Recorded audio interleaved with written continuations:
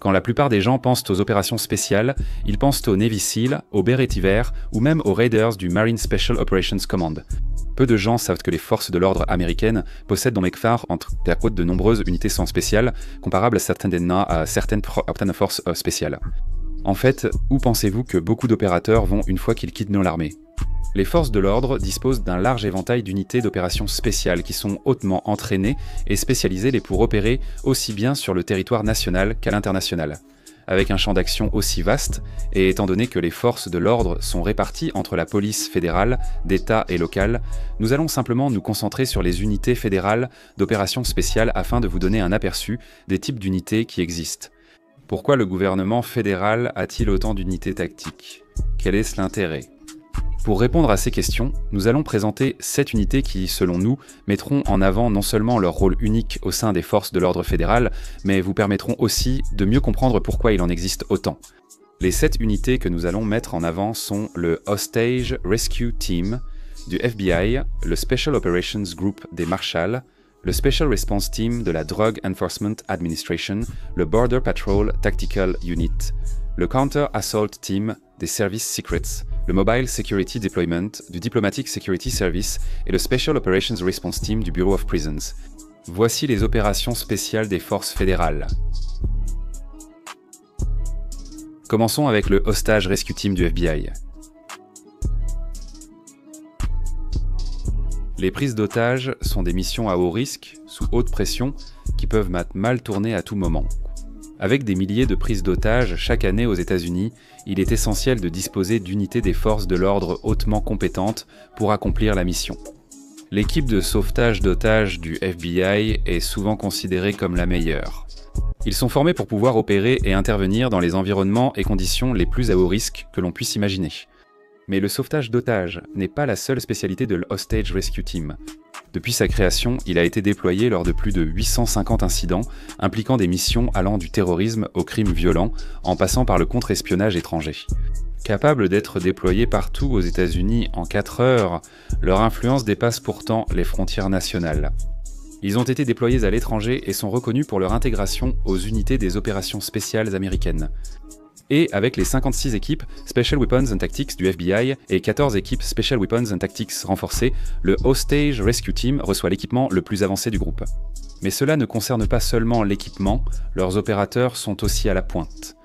Ils sont formés à tout le spectre du combat, comme le saut, la plongée, l'effraction, le VSS, tout ce que vous pouvez imaginer. La devise du Hostage Rescue Team Surveyor Vetus, qui se traduit par Sauver VDB Centre, Fidita, par sauver des vies, représente l'un de leurs rôles les plus importants. Après le Hostage Rescue Team du FBI, abordons le Special Operations Group des Marshals. Vous avez braqué une banque et tenté de fuir au Mexique pour échapper à l'arrestation ? Si le Special Operations Group des Marshals américains vous poursuit, courir ne sert à rien. Vous serez rattrapé, épuisé. Nulle part où se cacher face à eux. Le Special Operations Group des Marshals est la première unité tactique fédérale américaine de ce type. Ils forment une force polyvalente capable de mener de nombreuses missions de police partout, aux États-Unis comme à l'étranger. Ils sont sollicités en priorité quand un criminel dangereux s'évade. Les Marshals gèrent les arrestations à haut risque et les mandats de perquisition, tandis que le Special Operations Group s'occupe des criminels les plus dangereux. Ils s'occupent souvent des 15 personnes les plus recherchées par le service des Marshals, et si vous allez voir qui figure sur cette liste, c'est une bonne chose que ce soit ces gars-là qui soient à leur trousse. Mais le Special Operations Group ne fait pas que traquer des fugitifs. Il gère en fauteuil la sécurité judiciaire, la protection des témoins, les urgences nationales et les missions confiées par le procureur général. Chaque membre est parfaitement formé dans tous les aspects imaginables de ce métier. Ils sont formés aux insertions héliportées, au rappel, à l'utilisation de dispositifs de diversion, au combat rapproché, au déplacement tactique et à la maîtrise approfondie des armes à feu. L'unité Special Operations Group des United States Marshals étant écartée, abordons la Special Response Team de la Drug Enforcement Administration. Si vous avez regardé la série Narcos, vous devriez connaître la Drug Enforcement Administration. Ce que la série n'aborde pas, ce sont leurs équipes d'intervention spéciales, et il y a une raison à cela. Elle n'existait pas à l'époque, et, même si c'était le cas, les missions des Special Response Team de la Drug Enforcement Administration restent secrètes et peu connues.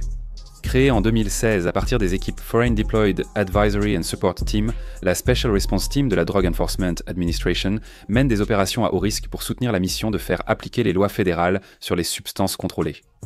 La mission principale de la Special Response Team de la Drug Enforcement Administration est d'exécuter des mandats de perquisition et d'arrestation à haut risque liés aux crimes liés à la drogue. Les trafiquants de drogue sont armés et dangereux, la Drug Enforcement Administration a donc besoin d'une équipe très qualifiée pour gérer toute situation délicate. Chaque bureau principal de la Drug Enforcement Administration aux États-Unis dispose d'une Special Response Team, ce qui signifie qu'elles sont réparties dans tout le pays et peuvent être mobilisées et déployées pour répondre à des incidents en un temps très court. Mais gérer des mandats de perquisition et d'arrestation à haut risque n'est pas tout ce qu'ils font. Ils effectuent également des assauts sur des véhicules, des assauts aériens et des infiltrations, une surveillance spécialisée, la garde de personnes très en vue, la protection de dignitaires et de témoins, la surveillance et l'interdiction tactique, des ouvertures forcées avancées, la formation tactique d'autres unités de police, ainsi que des recherches de fugitifs en milieu urbain et rural, qui poursuivent des missions dont la plupart des gens n'entendront jamais parler. En raison de la discrétion de ces opérations, la Special Response Team de la Drug Enforcement Administration continuera sans doute d'agir dans l'ombre et d'influencer la lutte anti-drogue. La Special Response Team de la Drug Enforcement Administration étant terminée, passons à Border Patrol Tactical Unit. Contrairement à l'idée reçue, la patrouille des frontières ne se limite pas à patrouiller à la frontière. Seriez-vous surpris d'apprendre qu'ils ont une équipe tactique d'élite, active dans tout le pays et impliquée dans d'importantes missions internationales? Il s'agit du Border Patrol Tactical Unit, l'unité tactique de la patrouille des frontières. Le Border Patrol Tactical Unit joue un rôle important non seulement en renforçant les capacités du Department of Homeland Security face aux menaces et incidents terroristes, mais aussi dans tous les aspects des opérations traditionnelles de la patrouille des frontières. Le Border Patrol Tactical Unit fournit au Department of Homeland Security une réponse rapide aux incidents critiques au niveau national et international. Avec des unités dans les 13 secteurs de la patrouille des frontières, aussi bien à la frontière nord qu'à la frontière sud, le Border Patrol Tactical Unit peut être déployé immédiatement partout où il est nécessaire. Ses missions principales, exécuter des mandats à haut risque, surveiller et renforcer les capacités des forces de l'ordre étrangères. Si vous ne savez pas ce que cela signifie, il s'agit essentiellement de former d'autres entités, des forces de l'ordre, afin d'élargir davantage leurs capacités. Les membres de BORTAC maîtrisent les tactiques de petites unités, la planification, l'armement, les techniques défensives et les opérations aéroportées. Chaque membre peut développer les compétences requises pour la mission de BORTAC, recevoir une formation en opérations maritimes, travailler avec des chiens militaires, devenir tireur d'élite, etc. Après Border Patrol Tactical Unit, abordons l'unité Counter Assault Team des services secrets. Ne vous trompez pas, les services secrets n'emploient pas l'unité Counter Assault Team pour protéger le président. Counter Assault Team signifie équipe de contre-assaut qui agit un peu différemment des hommes en noir que vous voyez autour du président. Au lieu de simplement protéger le président contre tout danger, l'équipe de contre-assaut passe à l'offensive et détourne l'attention de tout assaillant potentiel du président, pendant que le reste de son équipe tente de l'évacuer en sécurité. Pour faire simple, si quelqu'un ou un groupe de personnes venait à cibler le président et lançait une attaque, l'équipe Counter Assault Team contre-attaquerait littéralement et deviendrait la cible principale des assaillants, tandis que le reste des services secrets assurerait la sécurité du président et l'évacuerait vers un autre endroit. Inutile de préciser que l'équipe Counter Assault Team est équipée d'une multitude d'armes et d'équipements pour faire regretter instantanément à quiconque essaierait de nuire au président sa décision. Mais ils ne sont pas seulement chargés de protéger le président, ils sont également affectés à la protection de diverses personnalités politiques importantes, ainsi que de chefs d'État étrangers. En dehors de l'entraînement et des contre-assauts, ils assurent également le soutien et la sécurité lors d'événements nationaux spéciaux, tels que les investitures présidentielles. Ils inspectent chaque site à l'avance pour vérifier sa préparation, puis selon les informations collectées, déterminent les effectifs, l'équipement, les hôpitaux et les itinéraires d'évacuation en cas d'urgence. Disons simplement qu'il y a de très bons gardes du corps. Maintenant que le Secret Service 4 n'est plus un secret, passons au Diplomatic Security Service, Mobile Security Deployment. Jour et nuit, aux États-Unis et à l'étranger, les unités mobiles de sécurité du département d'État américain interviennent dès qu'elles sont sollicitées. Le service de sécurité diplomatique joue un rôle important dans la protection des membres du gouvernement fédéral et des dignitaires, aussi bien aux États-Unis qu'à l'étranger. Cependant, le service de sécurité diplomatique, SSD, opère davantage à l'étranger qu'à l'intérieur du pays. Le contraste est encore plus fort pour la sécurité mobile, avec seulement 10% des missions du Mobile Security Deployment menées aux États-Unis. Alors que fait exactement le Mobile Security Deployment ? Leurs missions principales sont la réponse aux crises, l'évacuation, la protection en cas de menaces élevées, le renforcement de la sécurité des installations, ainsi que des entraînements et déploiements avec d'autres unités spécialisées. Ils réalisent ces missions avec leurs équipes mobiles d'entraînement, de soutien à la sécurité et de soutien tactique. Chacune a un rôle clé dans le Mobile Security Deployment. Les Mobile Training Teams forment et renforcent le personnel de sécurité des ambassades, comme les gardes Marines. Leurs Special Security Teams sont entraînés à répondre aux attaques contre les ambassades américaines ou le personnel diplomatique, et leur effectif a augmenté depuis Benghazi en 2012. Les tireurs de soutien tactique forment une force de réaction lourdement armée pour soutenir la protection rapprochée des personnes très importantes de haut niveau, comme le secrétaire d'État. Inutile de dire que les missions du Mobile Security Deployment sont extrêmement et intrinsèquement dangereuses, ce qui signifie que chaque membre est formé de manière approfondie pour être un membre d'équipe efficace, acquérant des compétences telles que la formation avancée aux armes à feu, l'entrée dynamique dans les pièces, les opérations en hélicoptère, la formation à la survie en situation à haut risque et les tactiques défensives. Après les Mobile Security Deployment, abordons la prochaine unité tactique fédérale, le Bureau of Prisons SOR.